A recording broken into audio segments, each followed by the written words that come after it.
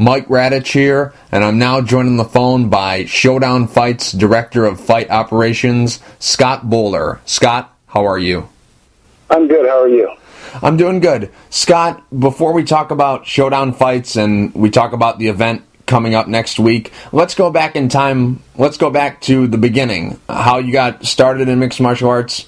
If I understand correctly, you got started as actually a fighter, actually as a competitor. So let's go back to that time. Let's go back even before that. Let's go back to what exactly piqued an interest in you getting into mixed martial arts. It started out early in '93, like a lot of people when word went around, started circling around about a competition where it was going to be a no holds barred type of fight, and I think that there was a lot of us out there that were pretty skeptical that it was ever actually going to happen. And hearing about it, reading about it in some of the magazines, some of the inner circles of people that were talking about this competition, had an overwhelming sense of confidence that it was going to happen. And I myself was very skeptical that they would ever allow it. When the first UFC happened, when we got down to about 2 weeks before it, even then I was still saying, they're going to shut it down. There's no possible way. When it did happen, there was a competitor kind of in my area from the Sacramento area, and Ken Shamrock was training out of Lodi, which isn't too far away. And we were all kind of waiting to see what was going to happen. And that first night, when it started, that first fight started, we all kind of sat back and went, wow, this is real. And with any kind of luck, we're going to have a bright future with this. I started out kind of managing some people as well, getting into the business aspect of it. I was never really into the fighting part of it myself, although I trained for quite a while and had a couple of smoker fights at the time. They didn't really even have a name like that, but started out kind of managing some of my friends, seeing some of these new promoters and the new promotions, a lot of times taking advantage of fighters. Not always on purpose. I think they just didn't know exactly what was going on and how the sport was going to proceed, and they were thinking that they were going to make millions of dollars. And as we all know, there's only one group making millions of dollars still to this day. But we were pretty fortunate that over the years we were able to continue the sport, even though it was illegal in the state of California, doing somewhat kind of underground matches, and until it became legal. When it became legal, I was one of the first promoters in the state of California, and started doing some shows there, and initially was just a matchmaker, and then had kind of my mentor taught me into getting my own promoter's license. And kind of progress from there. Mm-hmm. How long were you involved in the sport? What's the timeline from when UFC 1 happened till you're putting on your own fight shows? I would say it wasn't until it was quite a while. So about the time it became legal in the state of California. When I was prior to it being legalized in the state of California, my role was more of a kind of a quasi matchmaker and a manager of a handful of fighters. So about the time it became legal in the state of California. Now, when you started this, you mentioned it earlier, and I kind of knew it. I kind of knew this about you before you said it, but you really got into the promoter game just to help your friends out, promote their fights and give them an opportunity. Did you think that was something that you'd be still doing to this day, or did you think that, hey, this is just a short-term thing, I'll help these guys out, and then once they get the ball rolling, that'll be that, and I won't be doing this anymore? Yeah, I kind of always did it as more of a hobby. I always had other jobs that were more of, the what put food on the table. So for me to start promoting, it was a way for me to be involved in the sport and to help out my friends, help out the guys that I knew in the industry that were looking to get fights. I'll be honest. I mean, I never made any money. Mm-hmm. It was always more about just putting on the event and having a good, clean show. Mm-hmm. If I made $1,000 on a show, that would be doing pretty good. Mm-hmm. I really didn't make much. Mm-hmm. But one of the things that I always held in a really high regard was that I always lived up to my word. And whenever a fight was scheduled, it happened. Even if I knew ticket sales were right, and I might not do real well. Mm-hmm. I tried to hold to my word and keep that show intact. In fact, this last August was the first show I'd ever canceled, mm-hmm. Right? And I canceled that solely out of injuries. Mm-hmm. I didn't necessarily cancel it; just pushed it back. Mm-hmm. Right. We'll get to that in a minute, but I want to stay on the the beginnings of your career, sure. and then we'll transition to that. But so when you got into the promoter game, you were not under the illusion like so many other guys that you were just going to become filthy rich off this sport, and this was going to be something where you just, okay, I'll get some fighters, I'll get a cage, and I'll make a bunch of money. Did that ever creep into your mind, or because you had the kind of manager background, you knew what you were getting into, and you knew that wasn't going to be the way? Yeah, I think that you kind of hit the nail on the head right there. I saw the big picture, having worn just about every hat in the sport and helping out, friends. I have great friends in the WEC with Scott Adams and Reed Harris, and seeing what they had a great little formula going. But that was something that was not real easy to duplicate. But being around, I knew when I was doing my shows that I wasn't going to make a ton of money. I never bought a cage.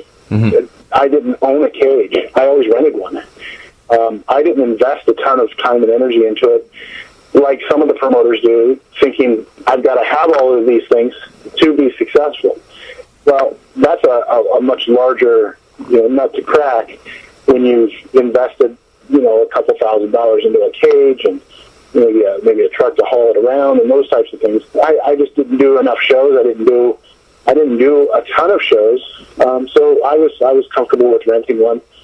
And oftentimes we did, several charity shows where we'd partner with somebody and part of their sponsorship would be donating the cage. Mm-hmm. When you're doing the promoting thing out in California, was the eventual plan to, get bigger, or was it just kind of to give opportunities? When you started the promoting thing, was a thing like Showdown fights, was that ever, on your radar? Like, hey, one of these days I'm going to, continue to build up my name and get a good reputation and put on great shows that eventually I can get bigger. Was there ever, were you ever thinking of a bigger picture of where you wanted to go with this, or was it kind of just we'll just take it one day at a time, and if we get bigger, great, and if we don't, that's okay too?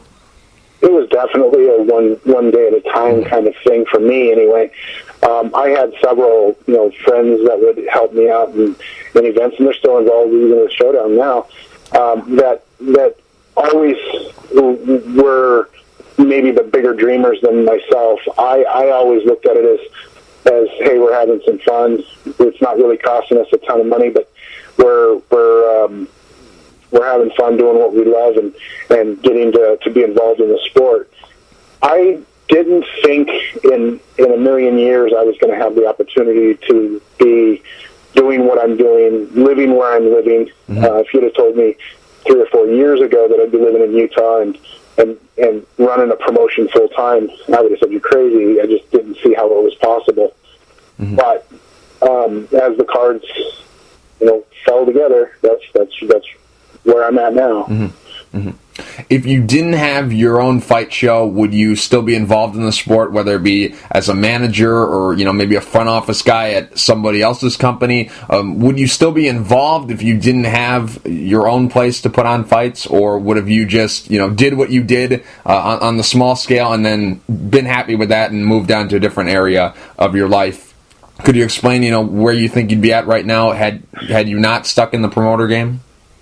Yeah, I think that in some capacity, I'm not exactly sure what, but I think that look, being a manager is a really difficult task. I know a lot of promoters bash managers, and it's a tough job. And I think that contrary to popular belief, there's very few real managers out there. There's a handful of guys that are big fans of the sport, and they like to say that they're a manager, and they might be in charge of some of the aspects of a fighter's career. But I think that I would be involved, maybe as at bare minimum, somebody that would be advising fighters, advising people who are getting into the management. I definitely would be involved in the sport somehow. Mm-hmm. When you started becoming a promoter, what was something that you thought was going to be really easy that turned out to be really hard? And on the flip side, what was something that you thought was going to be very difficult that turned out to be not as bad as you thought it was going to be? Well, before I became a promoter, I worked as a matchmaker for quite a while.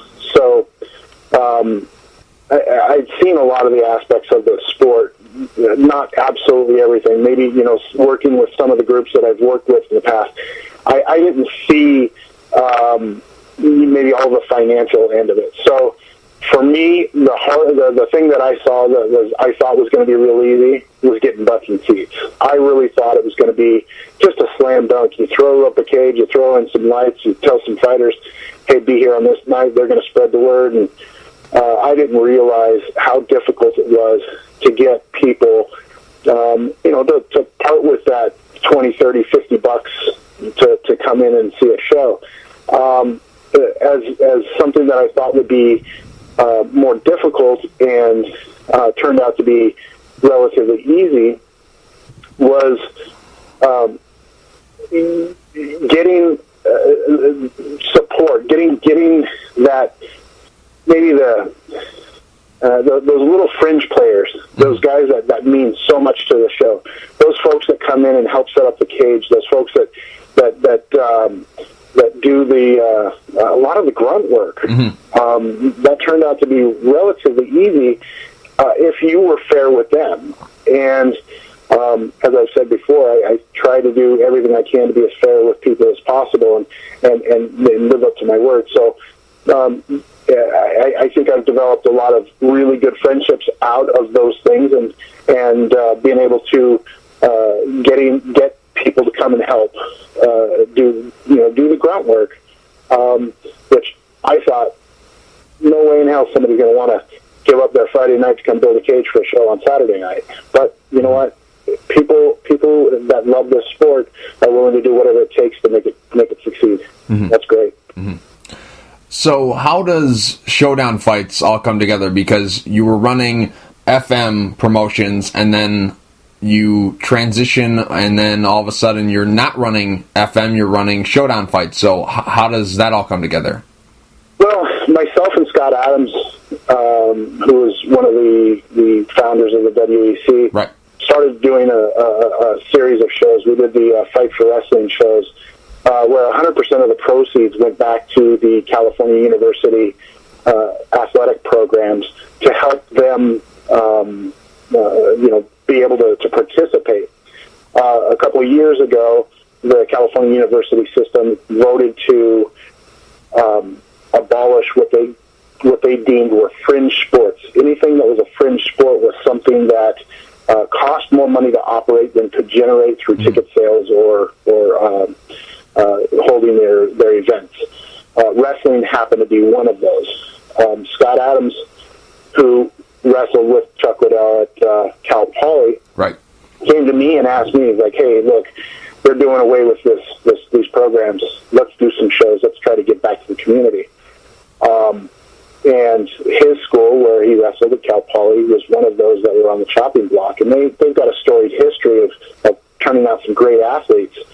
And so I said, well, why not? Let's do this. Let's see what we can do for them. We were very fortunate. We sold out the event, the very first event there at Cal Poly on campus. And it was great. It was a ton of support, ton of fans, great fights, had a great night. And then some of the boosters from Cal State Bakersfield were there. And they approached us, hey, can you do this for us? We're going to lose our program as well. So it started the series. Well, we started doing Fight Militia in the middle of that. And about that time, we were approached by this group here in Utah to help kind of right the ship of a failing promotion out here. With Robert Rivetta, we put together a team of folks that came together to help do that, and changed the name, rebranded it, called it Showdown Fights, and our team put on the first event, and it was successful. Me coming out here to do these shows reminded me of how much I loved the area as a kid, coming out here hunting and fishing with my father. I really fell in love with just being out here, and the people are amazing. Over the first 4 shows, I was working another job, and I loved it so much. Whether or not Showdown Fights continued or not, I was looking to move out here anyway. So when the opportunity arose, the owner of the show, Will Farah, contacted me and asked me if I was interested in moving out here and taking over operations full time. I jumped right at it. Now, there I am. We're 12 shows deep now. Now, was that a kind of temporary thing to see if you could right the ship, or were they, giving you full control right then and there? Because you said something there where you said they gave it to you for, the time being. Was this we're all in with you, or hey, we'll see how you do, and then we'll go from there? Could you explain what kind of control you were given from day one? Initially, when we came in together as a team with Scott Adams and Robert Rivetta, and there was several other people, including Roland Sierra with Rage in the Cage in Arizona. We all kind of came in and put on that first show. It was definitely a collaboration of some of the promoters on the West Coast that weren't involved with Zuffa. Maybe some of the only promoters not involved with them, but we were all here together. Over time, busy. They were busy with their own fights, their own schedules. They kind of tapered off, and yes, it was initially when I was offered the job to come out here. It was a 1-year deal. Let's see what you can do in 1 year. We're starting into the 3rd year now, and going strong as ever. You mentioned that you rebranded a struggling mixed martial arts promotion. Yeah. Why were they struggling? What exactly were they doing wrong that needed, new people to come in and kind of, give it that kind of makeover that would turn it around to an organization that would still be around to this day? Well, I think initially, and no offense to those guys, they just didn't have that promoter background. They're all great businessmen in their own right. But their mixed martial arts and promoting mixed martial arts event is like no other business in the world, and they certainly were just overspending. They didn't understand that you've got to stick to your budget. You've got to be hard line. You've got to know how to get butts in seats, and you've got to know your potential earnings to your spending, and if you're not right on that, it can spiral out of control really quick, and it did definitely for them. They lost a lot of money in the first couple shows that they did, and for us, we were very conscious of what we were spending and what we could potentially earn, and so with that respect, we were the ones that were chosen to come in and run a lean and mean show and try to maximize some dollars. And I'll be honest, the first few shows we didn't make anything, and we didn't really lose anything either. So we were pretty fortunate in that. Let's transition to the actual fighters that fight for the organization. Now, what do you consider getting a guy to a big show? Like, we hear promoters on the mid-major level say that all the time. Oh, hey, we're interested in developing the talent so they can take the next step towards getting into a big show. Or, hey, we want them to fight here because we really feel like they're one fight away from getting into a big show. What is the big show? What do you consider a big show? Is it just the UFC? Is it the UFC and Bellator? Is it the UFC, Bellator, and World Series of Fighting? What do you think is the step up from your organization? Because there's a lot of promoters that are in the same bracket that you are, like John Prisco, who runs XFC, and Mark Pavlich, who runs MFC. It's the UFC and then them, and then they kind of feel that Bellator is kind of in the same bracket as them. So if they were to leave their organization to go to Bellator or go to World Series of Fighting, it would be a lateral step for them. Where do you stand on that? Are those three organizations, are they a step up from you, or do you think that maybe World Series of Fighting would kind of be a lateral step? Where's your head on what exactly the big show is? Well, honestly, and there's, I don't think this is anything that anybody can argue. The biggest show is the UFC. Right. And to get them to the UFC is the ultimate goal. I think it's like a lot of kids that started out playing baseball. It was their ultimate goal to play Major League Baseball. Right. Not to play AAA. Right. Not to play in Japan even, they want to get to the UFC. I personally believe the UFC is the end goal for most fighters, and that's the way it should be. But there are some shows out there that, the World Series of Fighting, I think, is definitely going to be a step up from our show because of the level of exposure that a fighter can get from that. Now, we have yet to see a fighter go from the World Series of Fighting to the UFC. So that still remains to be seen. Is that still a stepping stone? With Bellator, you can count on one hand how many people have transitioned over successfully from Bellator to the UFC. I tend to agree with my colleagues there that Bellator is although they get some more exposure than us, they're on live television. I don't necessarily think that they're a better show.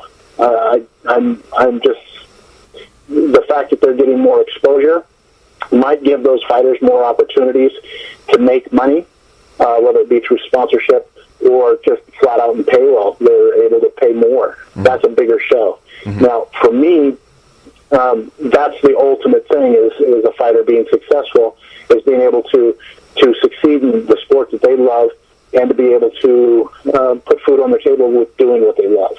Now, that doesn't necessarily mean that it's going to be the biggest show, but the end goal ultimately is without a doubt the UFC, and that's where they're going to have the biggest opportunities. Now, you've been around the sport long enough to know getting to the UFC is a very difficult thing. Right. And it takes a very special fighter to get there. But it takes a more special athlete to get back to the UFC once they've been released. Right. And that road to get back is way more difficult than the road to get there the first time. And so if a fighter was to make it back to the UFC after going through some of those other shows, including ours, that's a pretty special thing. And for me, if I could be a part of that, that's amazing. So I think that they're right. Those shows, the Bellator, the World Series of Fighting, yeah, they're getting a lot of exposure on television. But honestly, how long are either one of those shows going to be around? I mean, only time will tell. But anyways, so when you see a guy like Josh Berkman or Jordan Smith or Travis Marks or Kofi Azitsu, all these guys who have fought for your organization and then go not to the UFC. They do well under your banner and then not go to the UFC. They go to a World Series or they go to a Bellator. Do you kind of, maybe not question them face to face, but in your head do you question, hey, why not just stay here and continue to fight, and then you're good enough to get calls from these shows that, you know, maybe 2 or 3 fights down the line you'll be good enough to get a call from the UFC. Is that something that factors into your mind when you see something like this happen, where a very talented guy goes to one of these shows that maybe would be considered a lateral step? You know, I don't really question them, honestly. I think that they have to do what's best for them. I have no illusions as to who we are or what we are as a promotion. We're a regional promotion. We run 4 or 5 events a year. This year we're only going to do 3 events this entire year. And it's because of what the marketplace can handle. Look, it's a business first, and we've got to be sustainable. If we're not sustainable, then these guys are not going to have that venue to compete in. They're not going to have that vehicle to get them to the next level. I don't hold anything against anybody going to another show. In fact, I've yet to, and this will be our 12th show next Saturday, I've yet to sign anybody to a multiple fight contract. Everybody that we sign is just a single fight. Now, there are guys that I might talk to. It's like, look, win this fight, let's see about getting you on the next card, maybe for a belt or that sort of thing. But there's nothing on paper in a multiple fight contract. So I don't question them. I just hope that they're making the right moves for their careers.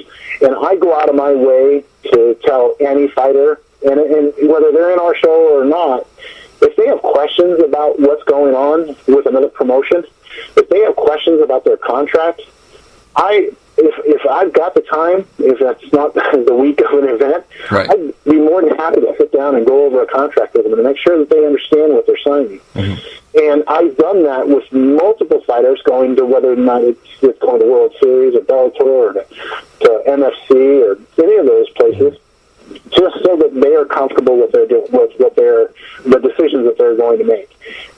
For me, doing that, it's taking some of my time. It's not not going to make me any money. It's not going to change anything from our promotion on the surface.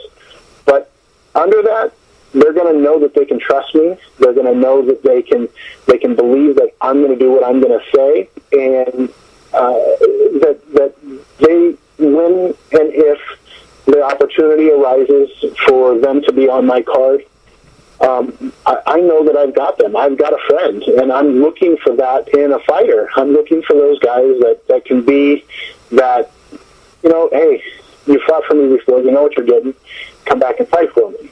And yet to have anybody ever say, I'll never fight for you again, it's just not going to happen. I try to treat them as fair as possible and try to be as open and honest with them as possible. I don't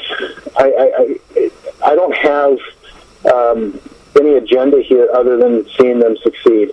I'm a salaried employee. It doesn't change what I make, so it doesn't affect me. And personally, there's plenty of fighters out there. So if a fighter that, like a Josh Berkman, that we were, was really a cornerstone of our promotion for quite a while, goes on to fight World Series, that's awesome. He's getting great exposure. He's out there progressing his career. I can't begrudge him. He's making money. He's doing what he loves. So I hope the best for him, just like I do anybody that's fought for us and gone on to another show. And you know what? Win, lose, or draw in our show, they've been through our program. If I see him fight somewhere else, I'm going to be cheering for him. So I'm a big fan of the sport, first and foremost. So if I have a personal connection to somebody, just like most fans out there, you have some sort of personal connection to somebody, you're going to cheer a little bit louder for that guy than you would somebody you don't necessarily know. Now, what exactly is the fan base like in Utah? Because the UFC, I think it was 2010, I want to say. It might have been 2011, but I'm pretty sure it was 2010. They came in and they said that they were going to do a show, and then they backed off it, and then Bellator, they came in and did a show last year or earlier this year. Obviously you guys are, still in business, so you're obviously doing something right, and there's obviously people coming to the show. So what exactly is the fan base like, and why do you think a UFC is kind of hesitant into going in there and really trying to build up that market? Well, I think that let me address each of those cases independently. But first, the market here is different than any market anywhere else. Mm-hmm. I've done shows in California, Nevada, and have been to shows all over this country. And marketing this place is extremely different than what you would do anywhere else. We are fortunate to have a little bit of a niche market. Look, there's a lot of great fighters that have come out of this area. Right. And there's a lot of great fighters here, even now that people don't know about. But when the UFC decided to put on an event here, they were expecting to sell out in a short period of time. It's just not how it works here. The fans here are very frugal. They may wait to the last minute to buy tickets. When we started doing shows here, we would panic like you wouldn't believe, thinking, 2 weeks out, it's like, we've only sold 600 tickets. This is ridiculous. It's going to be a huge disaster. And then everything starts falling into place in the last week, the last 4 or 5 days, all the way up to the show, and having 792 people walk up, it's you've got to write it out.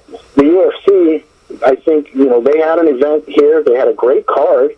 They had some real interesting matchups. The fans who were excited to go, they just hadn't bought the tickets yet. So when they pulled out and moved that show to San Diego, that was just a sideways step for them, and then they just didn't have as much time to market it in San Diego, so it was an unfortunate thing. Now, I've heard stories that the UFC said they'll never come to this market. Mm-hmm. That's unfortunate. I'd love to have them come here, because all it would do is raise awareness of the sport in general, and when they leave, because they're not going to stay here all the time, there's going to be more fans built from that. Mm-hmm. I wish they would take another look at this market, because it really is a good place to come. Now, I don't necessarily think that they could come multiple times in a year, or even once a year might even be too much, because of the ticket costs at their events. But if they were to decide to come back with one of those the smaller shows on Fox Sports 1, I think that they would be pleasantly surprised. Now, with Bellator coming here, Bellator did the same thing. Their numbers were really good for them in this market. They had a bunch of the local fighters, and so for them it was a home run. But they also are not as big. They're not looking for those bigger numbers. Mm-hmm. So I think that it's just you have to write out what these fans are going to do, and it's difficult to do. It's difficult to sit on your hands and just think, okay, they're coming, but then not see it and not panic. But you really have to not panic. Mm-hmm. When Bellator came to town, did they maybe contact you about developing an undercard for the event? Because I know in the past, maybe not now, but when they were getting going on MTV2, they were talking with a lot of the local promoters to, kind of get that sort of local flavor into their undercards, and they've done a lot of that nowadays with some of the names and some of the areas they're in. But did they ever come to you and say, hey, you promote in this area, who are some of the top guys, and can you maybe get the ball rolling and maybe try to get these guys on our card? Was that ever a conversation you had with them? It was. Mm-hmm. Yeah, we sat down and discussed it. I have a vastly different business philosophy from what they have. Mm-hmm. And so it didn't work out that I didn't feel comfortable with it. So I chose not to. But it was my choice. It wasn't anything that they did other than our business philosophies definitely don't mesh. Mm-hmm. And I think that that's still their formula, and they do that to a certain extent. But I think that it's a difficult task to come into somebody else's market and to willingly give up some of your talent. Oftentimes, when they're coming into these markets like ours, they're going to sign a guy to a multiple fight contract. Mm-hmm. Now, although they say that they'll allow these fighters to fight in other shows, even like my show, according to their contract, they couldn't. We also have a TV contract, and as long as we're broadcast on television, they weren't allowed to compete with us. If they were going to take a fight with them. Mm-hmm. So it was difficult for me to not want to try to help them, because and when it comes down to it, I want to make sure that the sport succeeds. And I thought maybe on a smaller scale that them coming here would be just like I was talking about with the UFC, raise awareness of the sport. Mm-hmm. And when they leave, those fans are going to say, "Hey, what else is out there?" And then they're going to come to my show. It was difficult for me not to get involved, but I felt it was in the best interest of our promotion and my integrity as being a promoter mm-hmm. here in this market. Mm-hmm. Did it raise awareness? Is there more buzz about mixed martial arts now that they've come to town? Has it changed at all? No. No? No. There was, we did very, very similar numbers. Mm-hmm. I think my show, which was about 3 weeks prior to theirs, I think I beat them by a couple hundred people. And a lot of those people were crossovers from our fans. So it didn't really get a new market. It didn't really appeal to the general masses, the casual fan. And that's where your bread and butter is. Mm-hmm. I mean, the UFC will say it every day of the week. It's getting that casual fan. It's getting that new person that's never been to an event live to come to your show. That's when you're making money. Mm-hmm. That's when the business aspect kicks in. And until then, you're recycling your steady fan base, which, if you're promoting properly and doing your job right, you're going to have, if you're obviously putting on a good product on the floor, you're going to have from show to show, you're going to have those people back. I don't think that they made much of an impact one way or the other on the sport. Mm-hmm. Did you go to the Bellator show? Oh, yeah, absolutely. We had several friends fighting on it, so of course I was right there cheering for them. Mm-hmm. And what exactly did they not do right? I guess you could say. What did they just not know the area they were dealing with? What exactly went wrong for them? I guess you could say. I don't think they did anything wrong necessarily. Mm-hmm. I just think that it's a difficult market to market. It's a difficult area to market the sport in, and it's a difficult market to get people there. I don't think they did anything wrong, honestly.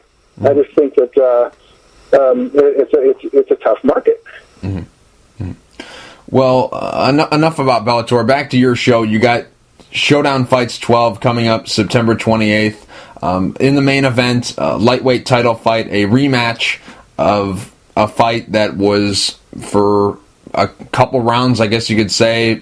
Clay Collard was in the driver's seat. He was, on his way to pulling off, I guess you could say, a pretty big upset, and then Justin Buchholz was able to submit him in that fight.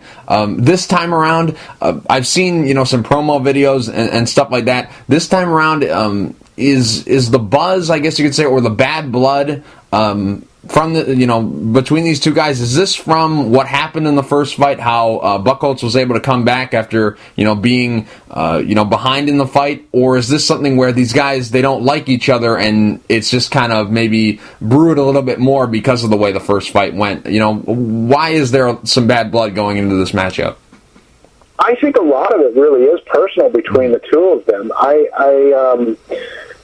It's interesting because the two camps actually do a lot of crossover training. They do a lot of things together. But for whatever reason, Justin and Clay have just clashed even before they fought. It's just a clash of personalities. Justin is the consummate professional. He's the guy that's takes his nutrition very serious and training very serious, and every aspect of the sport is very businesslike for Justin. Where Clay is a young fighter that's still figuring things out and has a confidence about him that is unmatched by just about anybody I've ever seen in this industry. If you've seen the promotional videos, that cocky, arrogance that he displays, that's not an act. That's just how that kid is.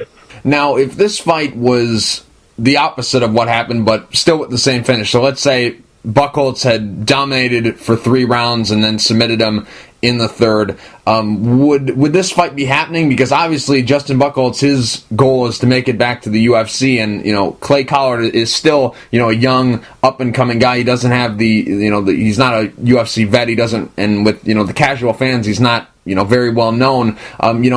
If this fight was a different fight where it was a domination on one side, would this fight not even be happening? Because obviously Buchholz, he wants to fight in the UFC. So with all that being taken into consideration, is this fight only being a rematch? Were you only able to offer Buchholz Clay Collard because the way the first matchup went? Absolutely not. Clay Collard has won 2 fights since that fight and is certainly in line. He was the number 1 contender for that belt. This is something that's been brewing since that fight for sure. But the matchups didn't make sense. I think that it's very important that that it's my responsibility as a matchmaker / promoter to be fair to the fighters. Justin Buchholz defended his belt in our show in May against Gordon Bell. Gordon Bell had 1 loss in the sport going into that fight. He was a guy that deserved a shot at that title. He won a couple fights for us, and that made sense. Clay, sitting in the wings, ended up fighting another opponent, a real tough kid, Jordan Clements, and he won his fight. So it's the natural progression of the number 1 contender getting that title shot. Now, it happening this quickly and it being another turnaround, two title defenses for Justin Buchholz back-to-back in 2 shows, that's absolutely by design. That's by design of myself, knowing that we've got a short window to have either one of those guys. Justin Buchholz is definitely on a fast track to get back to the UFC, and Clay Collard, he wins that fight, he's definitely on their radar, and he's a guy that they're looking at to bring in sometime in the near future. His age is the only thing that's keeping him back. He's just barely 20 years old, so he's still got time to progress. But yes, absolutely, this fight would still be happening. But it may not have happened in this short of a period of time had not both of them continued to win. Now, Justin Buchholz, you alluded to it earlier. He's done everything that a guy who deserves a call back to the UFC is done. He's shown heart, he's shown skill, he's shown toughness. He's won all these fights. He's done everything that somebody who's trying to make it back there can do. Should he get a win here on September 28th, will you lose him? Will he get that call back to the UFC, do you think? Well, I can speculate all I want whether or not they're going to call him, but it's ultimately their call. I just realize that he, like you just said, he has done all the right things, and it's just a matter of time. If there's an opening, I believe he will get a call. Being a coach on The Ultimate Fighter with Team Favor, he's definitely a guy that they're going to be looking at. So for me, I've got to take advantage of having him while I have him. He's a great talent. He's a great guy, and we're definitely, as an organization, proud to call him our champion at 155 pounds. He's not real long for us. We understand that. Now, you mentioned that Josh Berkman, for a little while there, was kind of the guy for Showdown Fights. Is Justin Buchholz the guy right now for Showdown Fights? In the 155-pound division, for sure. He's our champion. There's no, you can't take that away from him. He's not only did he clearly win the title from a tough Dave Castillo, but he successfully defended it against Gordon Bell. And now he's going to defend it again against the number one contender in Clay Collard. So at the 155-pound division, yeah. But I think that to put him, to label him as just our guy, in the organization, that would be kind of short-sighted because we've got a lot of talented fighters. Now, in the co-main event, Marvin Eastman is going to be fighting Sean O'Connell. Eastman, he's a guy who's been around the sport for a very long time, and he hasn't really been that active lately. Why did you decide to bring him in? Well, he's been real active in Muay Thai. He's been competing. He just fought in Thailand several months ago. He's not had the opportunities, I think, in mixed martial arts as much as he has in MMA. I mean, as much as he has in Muay Thai.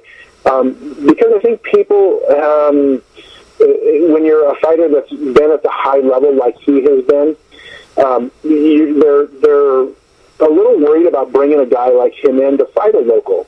If you're, running a promotion in Pennsylvania and you've got a local guy that you're building up, Marvin Easton's probably not the guy you want to bring in to fight it. So it's difficult for a guy like him to get fights. For us, Sean O'Connell fighting him, yeah, that's a real dangerous fight. But it's a fight that needs to happen. He needs to move up and fight the tougher guys. He needs to fight the guys that have those names. And for him to progress his career, he's got to take tougher and tougher fights. And Marvin Eastman fits that perfectly. I'm seeing a common theme, just looking at the main event and co-main event of this show, and I'm seeing a common theme here where you have a guy who has been to the big show pitted up against a guy who is a young gun who's on the rise and could be in the big show one day. Is that the philosophy of Showdown Fights, and when did that kind of come together? How many shows deep into this is where because I really feel like that's the true way to build stars. You gotta bring the ex UFC guys or ex Strikeforce guys or ex whatever organization that is perceived to be bigger. Bring those guys in, and if he can beat that guy, then he can move up. But if the veteran guy can beat the up and coming guy, then he's proven that he still has it. So has that always been the philosophy of Showdown Fights, to kind of build these stars or rebuild these stars?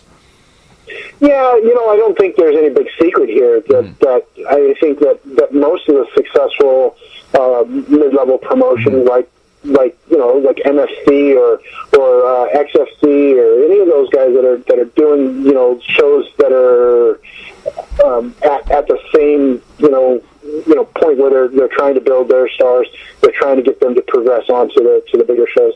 I think that everybody uses that same formula. It's not a matter of sorry about that. Sure. It's not a matter of a fighter it just being the right matchup. It's these guys have to progress their careers, and fighting those tougher guys and fighting those UFC veterans is really where it's at. If they're not progressing their careers, they're not progressing our show.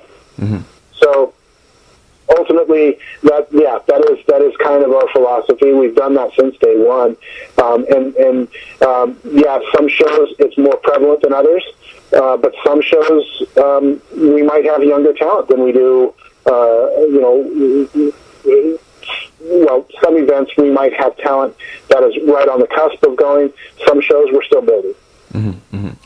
Is that, in your opinion, the only model that you can go by? Because we see a lot of organizations out there who will just have an up-and-coming guy go up against another up-and-coming guy because they don't want to, maybe use the recycled talent, guys who have fallen on hard times. Like, there's so many bad names you can call some of these guys, but the UFC reject, that gets thrown out there a lot, all the time. A lot of promoters, they don't want to use those guys because they don't want to be kind of looked at, the perception of being a feeder show, which is a dirty term, but, in the grand scheme of things, if you're not the UFC, then, what else can you be, There's only room enough for the table for one person. So anyways, with all that being said, is that the only model that can be used? Because I really feel that that's the only way to build these guys up, is if they fight another up and comer, we don't really learn much about what they can do. They just fought a guy who's the same experience level. If they step up and fight somebody who we know and has been to the big show, then we can see where they're at, and if they can beat this guy, then how would they do? And it's just a natural progression. So is that the only model that you think works? No, not necessarily. But honestly, let's look at this from the big picture. There's far more of those fighters out there, whatever you want to label them, the fighters that have been to the big show and been released, or those rejects, or however you want to call it. It's probably not necessarily a fair way to assess them, because that on any given day, there's so many great fighters in the UFC. They got the best talent in the world, and on any given day, they have a run of 2 or 3 bad fights. Even if they might win, they might go 1-2 and still get released, and because that first fight, even though they won, they just didn't look that great. But they're fighting at such a high level. It's ridiculous to see these guys that have so much talent getting released. It's unfortunate that there isn't some more competition at a real high level like the UFC. When the sport was in its heyday, when there was the UFC and Pride together. Right. And I think that was competition's good. Competition for them would be amazing. It would increase the talent level so much. But right now, they're standing on their own feet. Back to your original question, though. There's just not as many up-and-comers that can, unless where do you draw that line? There's only so many Clay Collards out there. There's only so many, Josh Bergman's on their way back. So to really test them, you've got to go to a proven product. So looking at a guy like Marvin Eastman coming in to fight Sean O'Connell, he's absolutely coming into this fight because we know what we're going to get with him.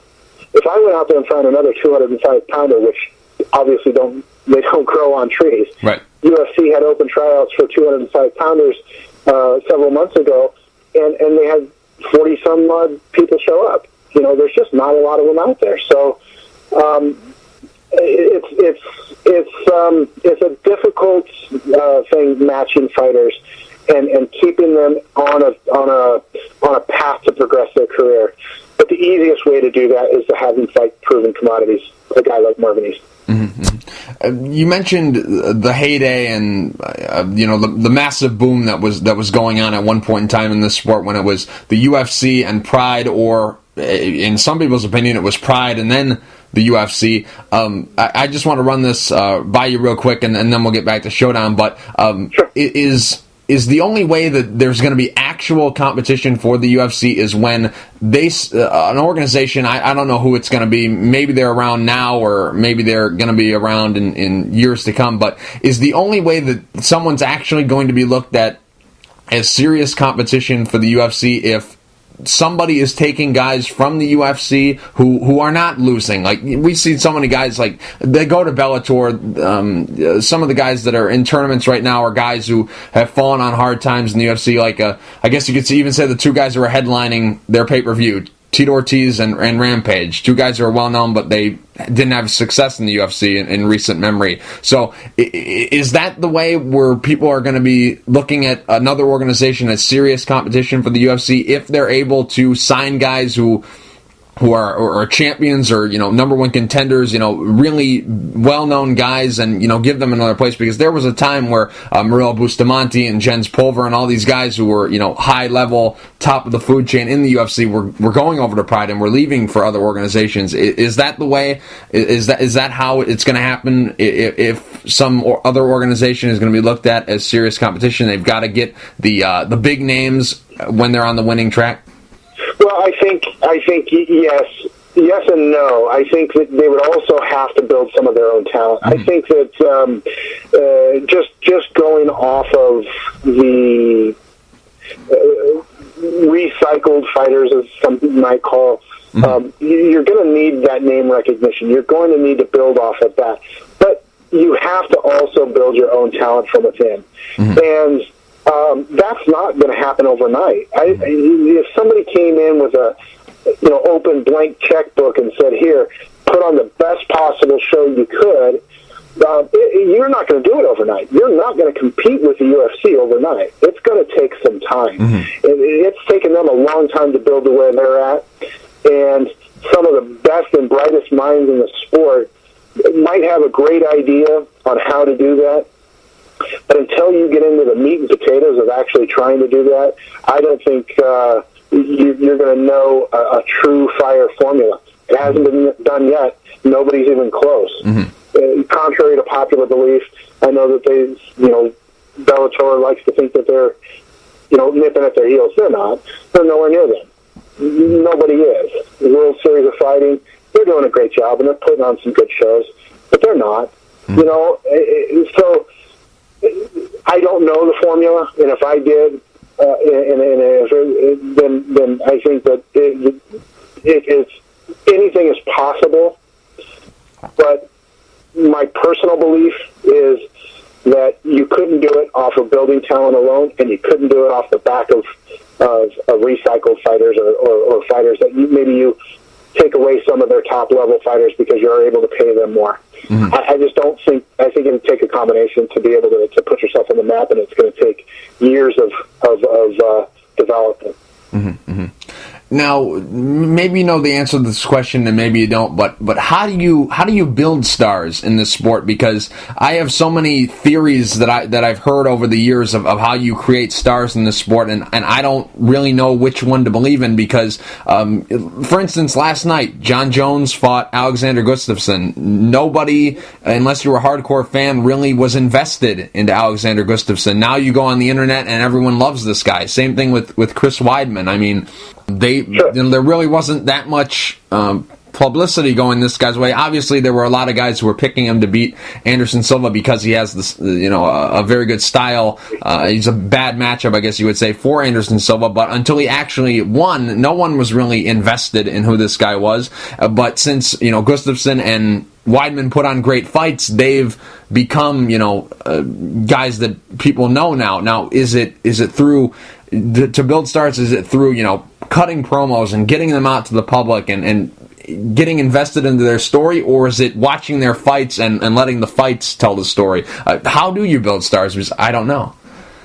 Well, it's a difficult task, and it's definitely a slippery slope, because you can build somebody that the public will love, and you can build somebody that the public can hate. If you're doing it through promotional videos and doing it through their personalities.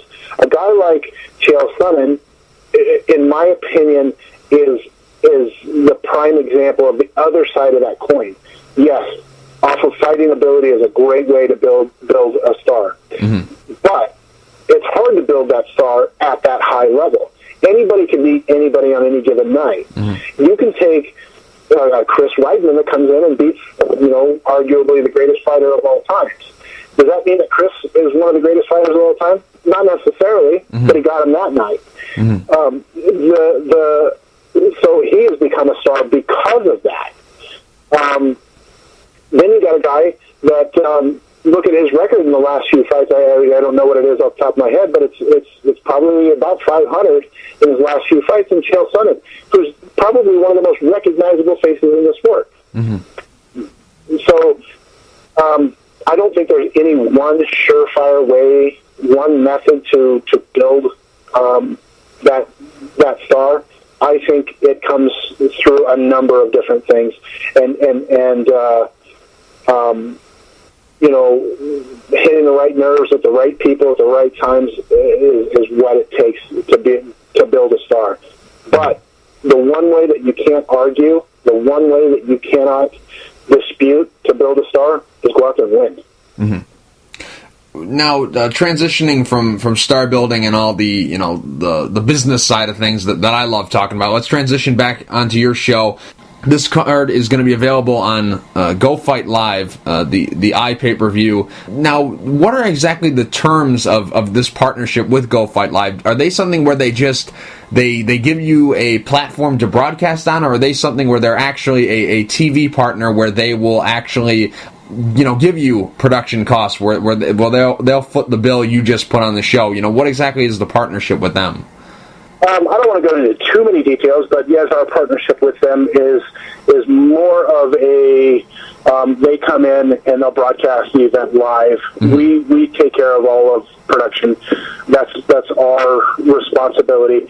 But we also broadcast our shows, rebroadcast our shows here locally in the Utah area. It's with Root Sports, but Comcast, Sportsnet, nationwide. But that's a rebroadcast deal. So for them with Go Fight Live, yes, it's a deal where we are able to broadcast it. They tie into our feed, our live feed, and put it out there for the masses. Mm-hmm, mm-hmm. Now, maybe you will, maybe you will not tell me what exactly a buy rate is, but could you give me a range of what exactly a average buy rate for one of your shows would be? Actually, it can be quite different depending on the card. Mm-hmm. There's certain fighters that strike a nerve in certain areas. If I'm bringing fighters in from, say, California, a guy like Justin Buckles coming from Sacramento, that will definitely increase our buy rate from California or from the Sacramento area. I don't know the exact numbers off the top of my head, but a couple thousand buys is pretty consistent. But we can have some shows. I had a show that was 700 buys. Mm-hmm. So it just depends on whether or not we're striking the right nerves with the right matchups. And I think a lot of it is getting the word out there. It's a difficult thing to do, to market a mixed martial arts show in a market like Utah. We don't have the big drawing power like, say, Los Angeles does, or some of the other markets. So we've kind of got to do it grassroots, and through our social network and social media, we try to get the word out as much as we can. We're not a promotion that gets a lot of attention from those media outlets like Showdown.com or the Underground, even MMA Weekly. They'll cover a show here or there when it fits into their schedule, but we're not a promotion that for whatever reason that they're going to come to on a consistent basis. Mm-hmm. Now, is there maybe plans ever in the future for an actual live TV deal? I know you obviously said that you have a rebroadcast deal that's shown on local television, but for live events, will there be a TV deal, or is? No, the plans are to definitely progress to a live show. We've had a couple of offers on the table, which weren't necessarily the right deals because we were giving up a little bit of control in some of the aspects of production, which we weren't comfortable with, as well as giving up a little bit of rights in matchups. That's one thing that's an absolute deal breaker for me. I feel that I work very hard on our matchups. I do what's right for not only the fighters but for the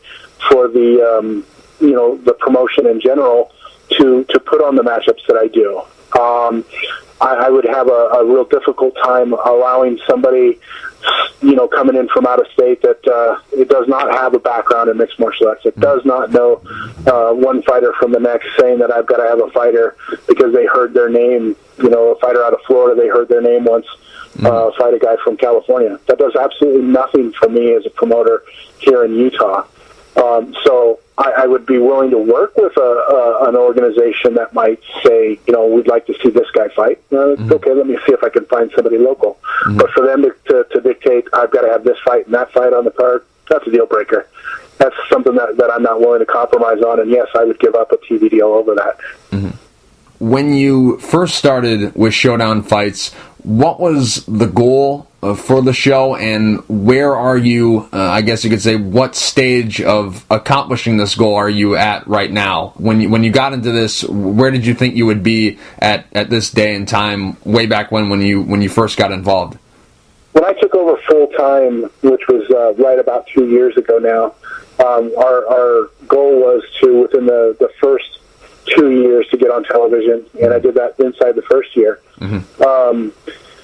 Then to progress the show to be self-sustaining, where the owner was no longer feeling that it was as much of a risk as it was an event that he could do without a concern of loss. And we've gotten to that point. The next goal that we were looking to accomplish is definitely to go to live television, and I've got about 9 months to make that happen, to meet that goal. Live television, and we are currently under development with a reality show, and that's something that's been shopped a bit, and one of the networks that's coming to the event is very interested in that. We were invited to the Sundance Film Festival with just off of the sizzle reel, and made a number of great contacts off of that, which we definitely would not have had that network interested in the live show had it not been for them coming to see the reality show sizzle reel. So it's all part of a big plan, the reality show. If that happens, great. If it doesn't happen, it's not a huge deal. It's not what we're trying to make, that's not going to make us a ton of money on the first season anyway. But it's definitely part of growing our brand and growing the product that is Showdown Fights. Mm-hmm. Scott, I thank you for being so liberal with your time. I know we've almost gone an hour and a half, but I just got so carried away because I've really enjoyed talking to you. So I appreciate you spending a lot of time here with us. But before I let you go, tell the people where they can go to keep up with everything that you and Showdown Fights have got going on. Where can they go to get tickets, or where can they go to buy a pay-per-view? Just give us everything. Where can people go to keep up with the organization and yourself? Well, we definitely appreciate you as well. Outlets like yours giving us the time to kind of, put us out there. Give us some credit for the hard work that a lot of the folks that dedicate a lot of their own time to progress our sport and our promotion. We really thank you a lot for that, and it means a lot to build that partnership with you guys, and we hope to talk to you in the future. Mm-hmm. You can always follow us through, go to showdownfights.com to see any of the upcoming news, but you can follow us on Twitter at Showdown Fights, and also on Facebook at Facebook.com/ShowdownFights.com.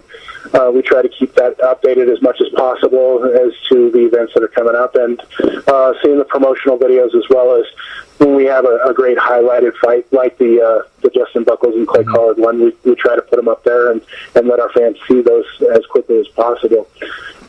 Fortunately for us, our television deal and our rebroadcast rights allow us the flexibility to do that as well. So you can follow us through the usual social network and showdownfights.com. You can also see the event live at gofightlive.tv next Saturday. We start at 6:30 p.m. That's Mountain Time. We start sharp at 6:30. First fight we'll be walking at 6:30, and we expect to have a great event. Also, you can catch us as a rebroadcast through Comcast Sportsnet or Root Sports. To check your local listings for the air dates of previous events. We're constantly getting emails that the ratings on some of the older shows, people are still tuning in, so they play them again. Mm-hmm. So check us out and check us the listings on Comcast and Reed Sports. Mm-hmm. Scott, thank you for taking the time to talk. I really appreciate it, and best of luck with the show coming up on September 28th. Thank you very much. We look forward to maybe getting you out and seeing us show live.